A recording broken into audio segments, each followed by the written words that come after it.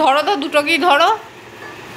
আর কুকুরটাও দেখো পড়ে আছে, কোনো ব্যাপার নেই, ওর পাত্তাই দেয় না ওদেরকে। কানটা মুলে তুলে দাও। ও মা দেখো কান ধরে টানছে।